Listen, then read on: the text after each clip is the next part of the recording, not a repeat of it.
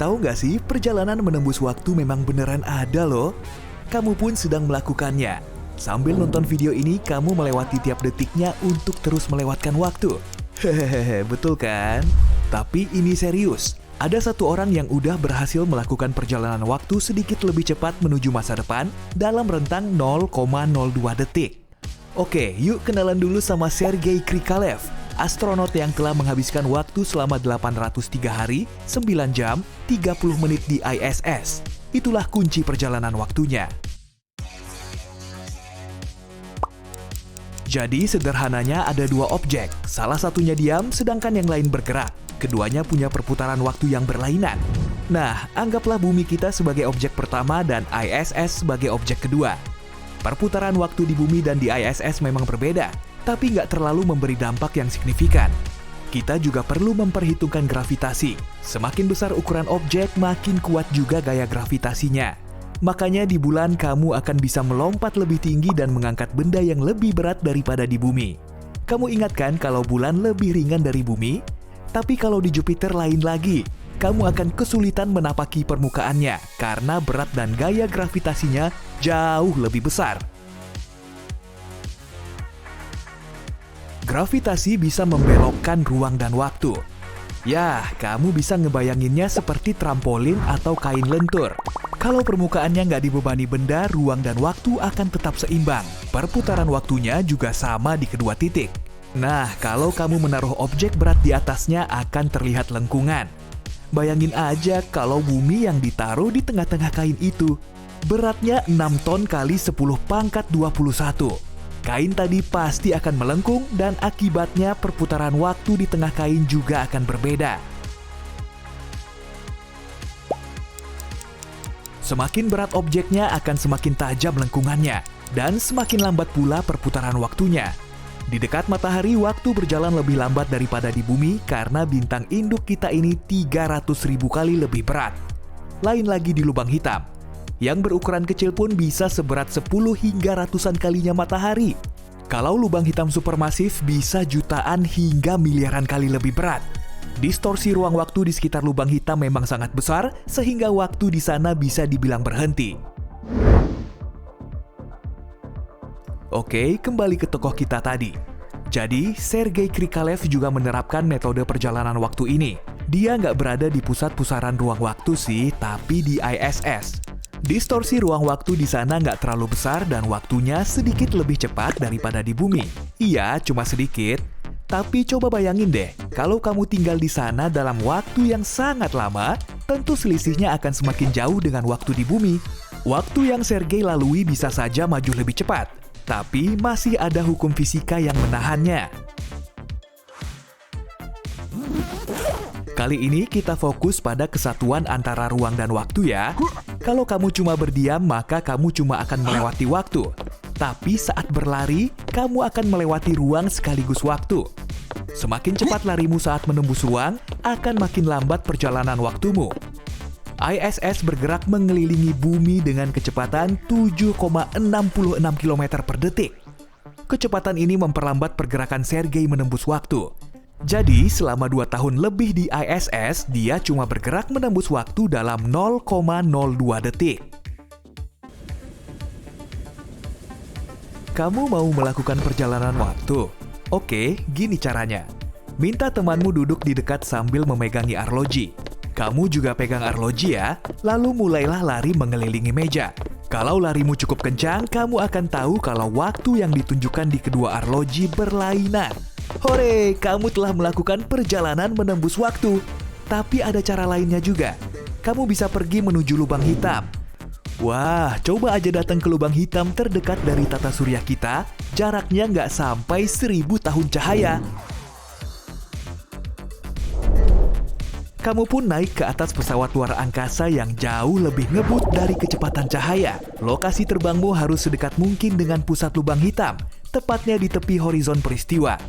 Ruang waktu di tempat ini sangat terdistorsi, sehingga 1 detik di sana setara dengan waktu selama berminggu-minggu atau malah berbulan-bulan di bumi. Jadi, kamu cuma berdiam di situ selama beberapa menit. Coba nyalakan kembali hyperdrive-nya dan terbang lagi ya. Jangan lupa juga selalu hati-hati. Bobot lubang hitam sangat berat, sampai-sampai objek apapun gak akan bisa lepas dari gaya gravitasinya. Tak terkecuali cahaya yang notabene adalah materi tercepat di alam semesta. Tapi ya sudahlah, gak perlu dipusingkan. Lagian kamu sudah sampai di bumi lagi. Wow, ternyata kamu sudah meninggalkan bumi selama puluhan tahun. Ternyata mobil terbang, robot, dan hologram sudah menjamur. Cara lainnya yaitu dengan memanfaatkan kecepatan cahaya. Kamu dan temanmu sudah berdiri di garis start di stadion sambil membawa stopwatch. Oke, sekarang pencet mulai. Kamu pun berlari mengitari bumi sampai berkali-kali dengan kecepatan cahaya. Sudah selesai nih, hentikan dulu stopwatchnya. Waktu yang kamu habiskan saat berlari tadi lebih cepat dari waktu temanmu yang cuma berdiam diri. Lalu gimana dengan paradoks kembar yang bikin para ilmuwan pusing 7 keliling itu? Intinya, titik acuan dalam perjalanan ruang waktu masih menjadi perdebatan. Kalau orang yang berdiam diri menjadi pusat sistem koordinat, sedangkan yang satunya lagi berlari pada kecepatan cahaya, maka waktu yang dilalui si pelari akan melambat setelah dia selesai. Dia bergerak dalam ruang dan waktu sekaligus.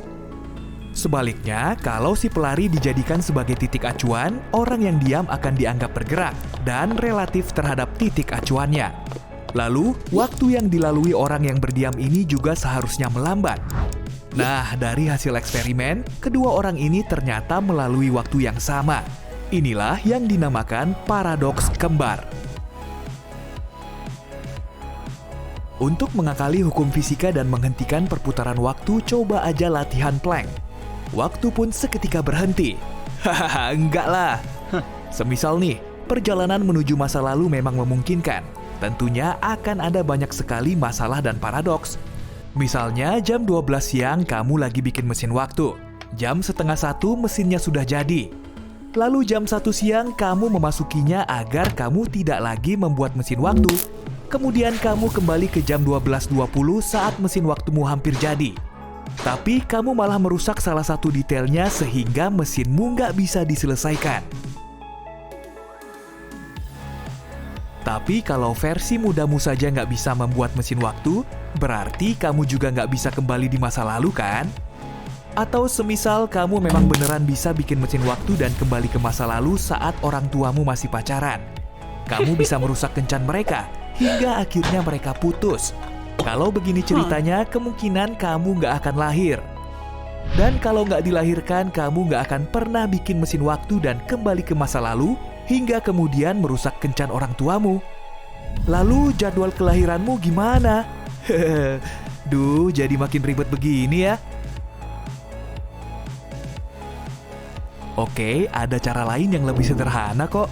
Misalnya dengan metode biologis. Kamu tahu kan, dengan membekukan tubuh. Jadi kamu akan berpindah zaman bersama dengan seisi dunia ini. Hanya saja kamu akan tidur panjang. Setelah bangun, kamu akan berada di masa depan. Oh iya, hewan yang berhibernasi di musim dingin seperti beruang juga termasuk penjelajah waktu. Dan sebenarnya hewan ini cuma melewati musim dingin yang bikin lapar. Tapi metode membekukan tubuh punya satu kelemahan.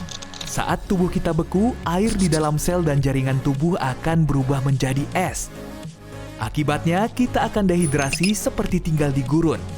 Solusinya dengan menggunakan bahan kimia pelindung. Yang sulit justru cara membangunkannya. Para ilmuwan kita tidak tahu caranya mencairkan organisme hidup. Jadi sampai sekarang metode membekukan tubuh akan jadi tiket sekali jalan saja. Ya, semoga saja ilmuwan di masa depan akan bisa mencari tahu caranya memperbarui sel dan jaringan tubuh. Kali aja mereka akan membuka kulkas yang berisi manusia penjelajah, lalu bisa membangunkannya. Cara ini tentu akan memerlukan biaya yang sangat mahal. Ongkos membekukan tubuh bisa mencapai 2,8 miliar rupiah, bahkan lebih. Tapi banyak orang percaya kalau perjalanan waktu memang sudah bisa dilakukan. Kadang malah para penjelajah waktu ini bisa terekam dalam foto atau video. Misalnya saja foto dari tahun 1941. Sejumlah pria memakai setelan jas dan wanitanya mengenakan topi anggun. Tapi ada satu pria yang memakai kacamata bergaya futuristik dan baju hoodie. Atau di video ini kamu bisa melihat wanita yang lagi teleponan pakai ponsel.